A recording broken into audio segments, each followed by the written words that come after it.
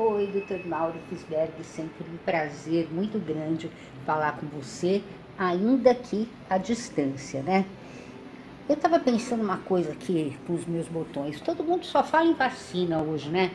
Agora, nesse começo de 2021, o Brasil está um pouco atrasado, vários países estão vacinando, enfim, vacina é o grande assunto do momento. Só que entre tudo que eu ouvi falar de vacina, eu não ouvi falar nada sobre criança. Criança também toma vacina? Elas vão tomar vacina também? Tem algum risco? Como é que é? Por que ninguém fala nas crianças quando fala em vacina? Tem alguma razão? Que mistério é esse? Olá, Isabel. Olá, pessoal. Hoje a conversa é sobre por que nós não temos ainda uma discussão muito importante sobre vacinas, especialmente para a Covid em crianças. De uma forma muito clara, eu diria que sim, existe essa discussão. Essa discussão partiu desde o princípio em todos os países, em todos os locais onde houve o desenvolvimento da vacina. Mas como as crianças se mostraram ser um grupo de menor risco de morbidade, ou seja, de doenças associadas, de muito mais baixa mortalidade, eles não são um grupo de risco imediato como acontece com outras doenças. Então, as primeiras avaliações, os primeiros trabalhos de desenvolvimento das vacinas para coronavírus foram realizados exatamente nos grupos que apresentavam maior índice de fatalidade e maior número de internações e maiores cuidados, que eram exatamente, no princípio, os indivíduos mais velhos, os indivíduos com maior excesso de peso, obesidade importante, hipertensão, doenças renais e outras patologias inflamatórias, assim como outras doenças respiratórias, especialmente aquelas doenças respiratórias crônicas. Posteriormente, os grupos de risco mais importantes, especialmente porque eles adoecem muito, têm uma alta possibilidade de contato com o vírus, são os profissionais da saúde. E por isso eles são o primeiro grupo que foi testado e são também indivíduos que receberão e estão recebendo em todo o mundo as primeiras doses das vacinas aprovadas pelos órgãos regulatórios.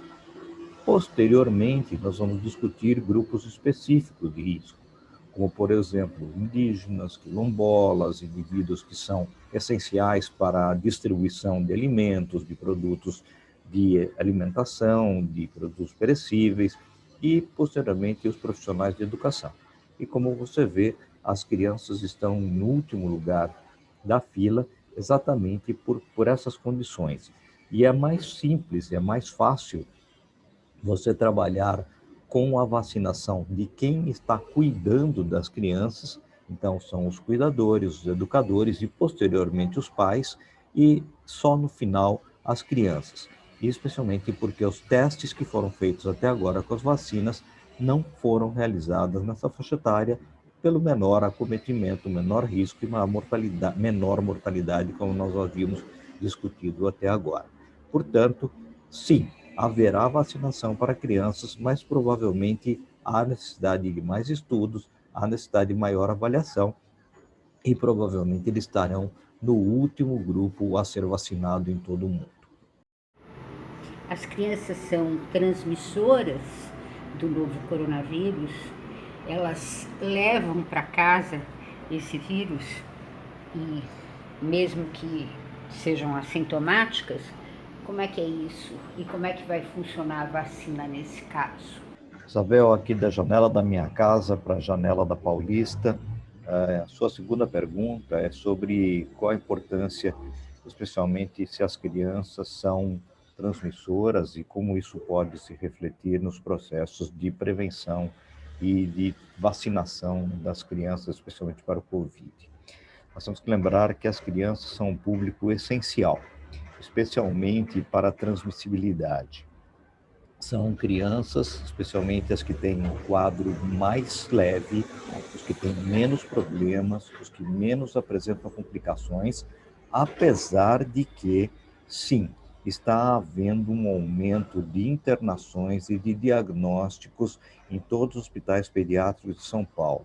Só para vocês terem uma ideia, nos primeiros dias de dezembro até agora, início de janeiro de 2021, nós praticamente triplicamos o número de casos e o número de internações por infecção por Covid, no Hospital Infantil Sabará, o que é uma característica que nos chama atenção.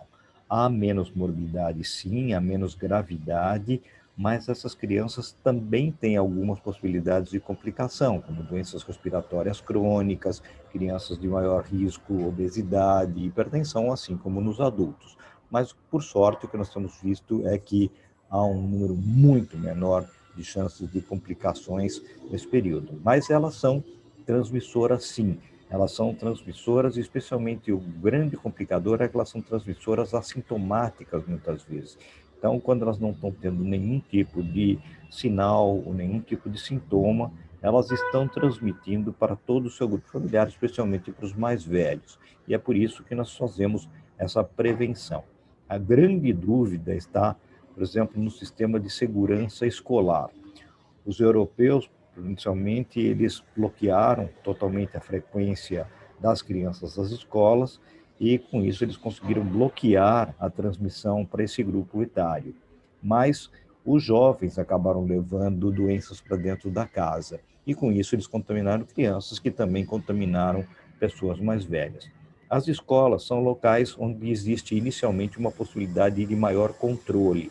Se nós tivermos a possibilidade de vacinação dos professores, dos cuidadores, e mantivermos uma menor capacidade de transmissão através de higiene pessoal, maior higiene de lavagem de mão, uso do álcool gel, uso de máscaras para as crianças maiores, nós podemos sim ter menos riscos e poderíamos até manter escolas abertas.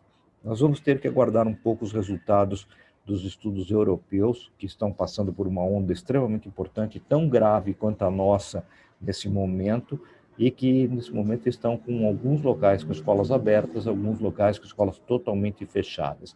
Nós vamos ter que aguardar um pouco essa situação e avaliar. Eu sei que existe uma pressão enorme da população para a abertura das escolas, já que as crianças estão há praticamente um ano somente com aulas virtuais ou com aulas não existentes, especialmente as crianças menores, não têm muita capacidade da educação virtual.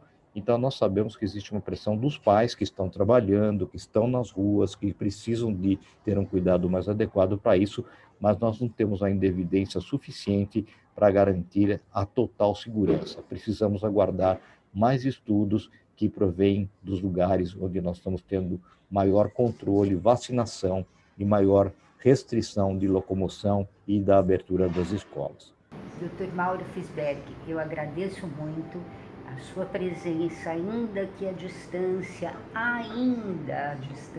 né, aqui na nossa janela da Paulista e na nossa página, site especial Covid-19. Obrigado, Isabel.